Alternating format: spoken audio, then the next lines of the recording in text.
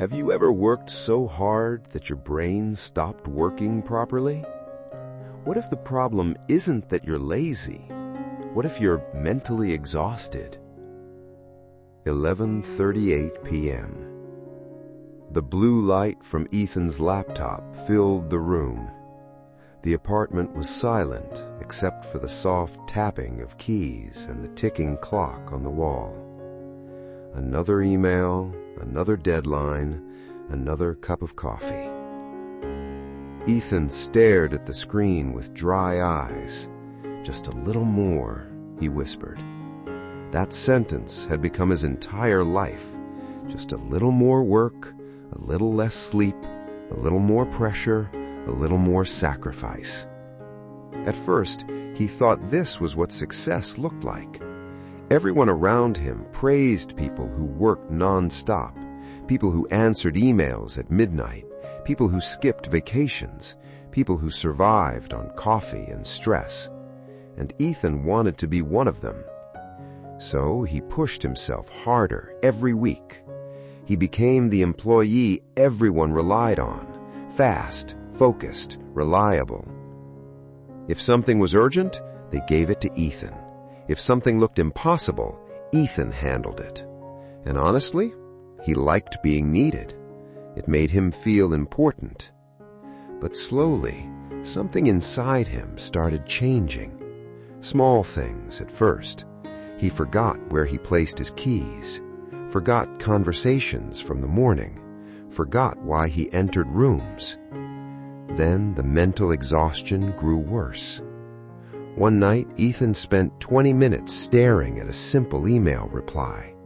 His fingers rested on the keyboard, but his mind felt empty. Another evening, he reread the same sentence again and again, 5 times, 6, 7, and somehow it still didn't make sense.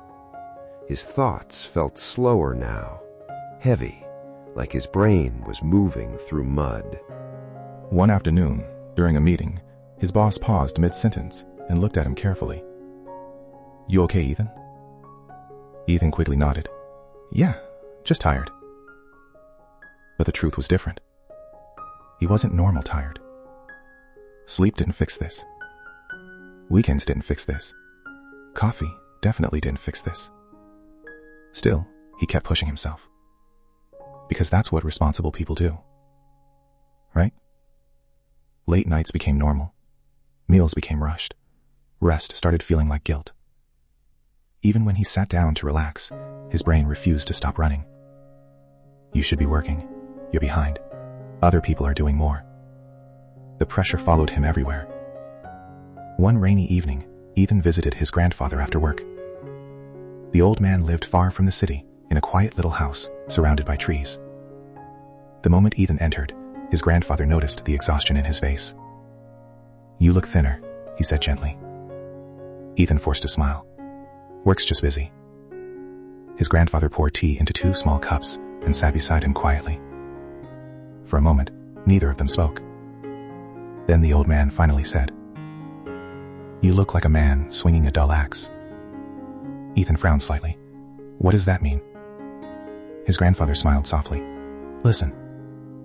Outside, rain tapped gently against the windows as the old man began speaking.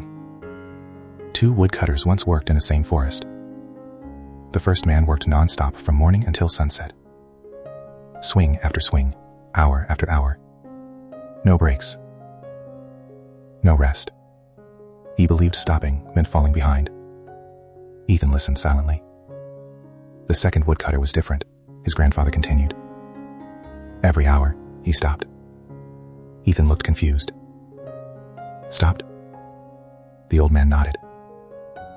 He sat under a tree, drank water, rested his hands, sharpened his axe.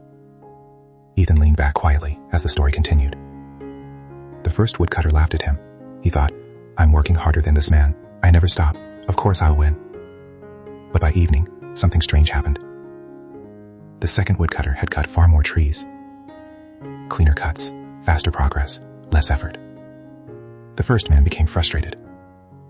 Finally, he shouted, "How are you ahead of me? I worked the entire day." The grandfather paused, then smiled.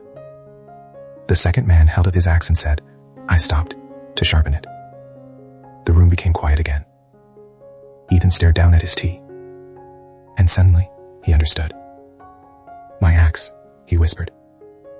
His grandfather nodded slowly. "Your mind."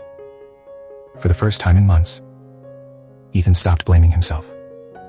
Maybe he wasn't lazy. Maybe he wasn't failing. Maybe his mind was simply exhausted. That night, Ethan did something unusual. At 10 p.m., he closed his laptop. Not because work was finished, but because he was. The next morning, he woke up early and went outside for a walk. No phone, no headphones, no notifications. At first, it felt uncomfortable. His brain kept telling him he was wasting time.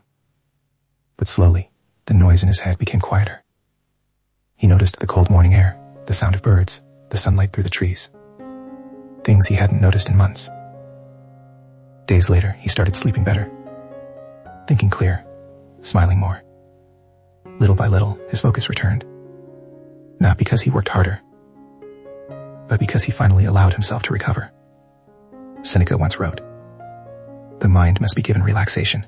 It will rise improved." And maybe that's the truth we forget.